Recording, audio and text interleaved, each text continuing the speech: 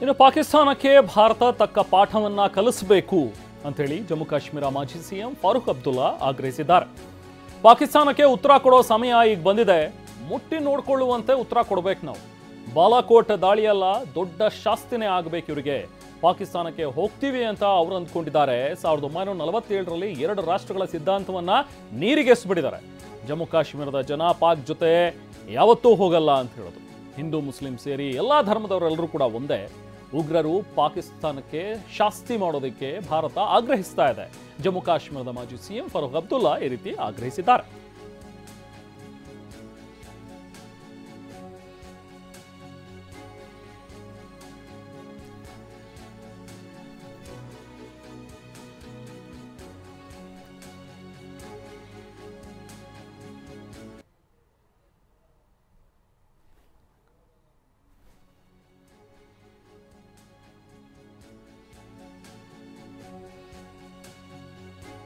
ಇದು ಮಾಜಿ ಸಿಎಂ ಫಾರೂಕ್ ಅಬ್ದುಲ್ಲಾ ಅವರ ಒಂದು ಸ್ಟೇಟ್ಮೆಂಟ್. ಈಗಷ್ಟೇ ಸೆಷನ್ನಲ್ಲಿ ಒಮರ್ ಅಬ್ದುಲ್ಲಾ ಕೂಡ ಮಾತನಾಡಿದ್ರು. ಸಿಎಂ ನಾವೇನಂತ ಉತ್ತರ ಕೊಡೋಣ ಈಗ ಇಲ್ಲಿ ಹತರಾಗಿರುವಂಥವರ ಕುಟುಂಬಗಳಿಗೆ.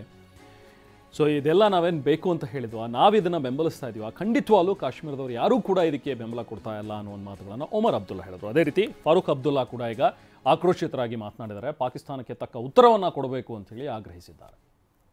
अफसोस है हमें कि हमारा पड़ोसी आज भी नहीं समझता कि उसने इंसानियत का कत्ल किया है।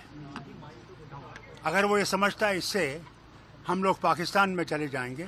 उनकी इस गलतफहमी को दूर करना चाहिए।